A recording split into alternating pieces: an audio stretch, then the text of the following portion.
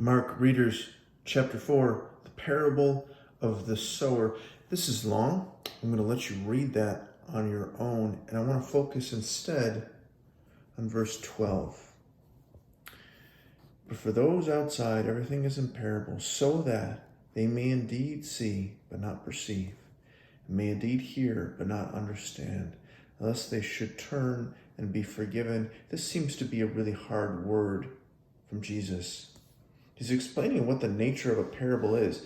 We think a parable is like a cute little story. It gives like this little nugget, little homespun thing. The kingdom's about seeds and lamps. Isn't that cute? Jesus seems to be suggesting something different. A parable is a type of judgment. For those outside, everything is in parables. See but not see. Hear but not hear, lest they should turn and be forgiven. Here's the problem that Jesus is encountering and why a parable is a type of judgment. People don't want Jesus, they just want miracles. And so when you don't want Jesus and you just want miracles, the things that are coming out of his mouth are not useful for you. They're not turning into salvation, they're turning into judgment. So the words that are coming out of Jesus' mouth are judgment, not salvation. Parables are also an enigma. Just like Jesus' whole ministry, his whole life is becoming a riddle to these people. We saw his own family and the Pharisees. They can't make heads or tails of Jesus. His own disciples can't figure out the parables. Jesus' whole life is a bit of a riddle, an enigma. To some, it's judgment.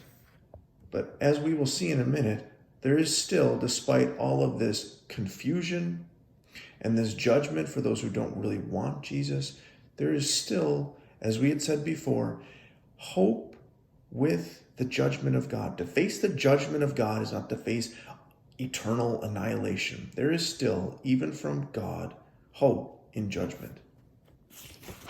Turning over, the parable of the lamp under a basket, we see this theme again. For the one who has, more will be given. And for the one who has not, even what he has will be taken away. In this, don't hide your light, little light of mine, there is another theme of judgment. We see it again in the parable of the seed growing. When the grain is ripe, at once he puts in his sickle, for the harvest has come. Harvest in the Old Testament, that was two things. It was a symbol of salvation and, yeah, you guessed it, judgment. The fruit would be collected, the chaff would be burned. A harvest is both judgment and salvation. But now the theme in these parables begins to turn a little bit. The parable of the mustard seed. Here we see a glimmer of hope. What can we compare the kingdom of God? What parable shall we use for it?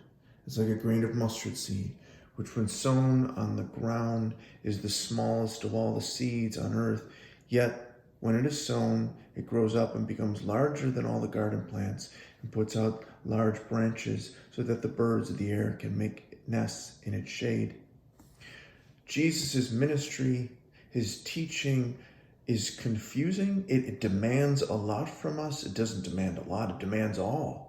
And there is great risk in following Jesus. But all of these things are sowing seeds of hope.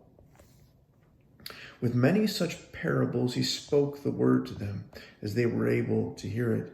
He did not speak to them without a parable, but privately, to his own disciples, he explained everything. Even in judgment, there is mercy, right? So we had said a second ago that Jesus was speaking to the crowds in parables, and that was a sort of judgment. That is, they didn't really want Jesus, they just wanted miracles, they want bread, they want food.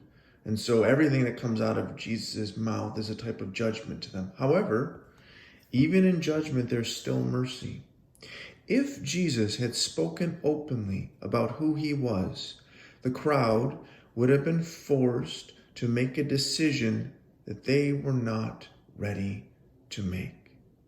So Jesus is, in a sense, judging them, but the judgment turns into mercy. They're not ready to handle it. They're not ready to handle that this is actually God come in the form of a human being. They can't absorb that type of information. And so his judgment ends up turning into a bit of a mercy. We see this again in Jesus calming the storm. He's with his disciples. He falls asleep. Where is your faith? Look what they say at the end, though. He says, why are you so afraid? You have still no faith. They say to one another, who then is this, that even the wind and the sea obey him? His own disciples are still struggling with who he is. So if his own disciples are struggling with who he is, well, it's no wonder the crowd is going to struggle with who he is. See, what his disciples had come to see, though, especially through this incident of calming a storm, not just powerful. You see, in the Old Testament, there was only one who could control the sea, Yahweh.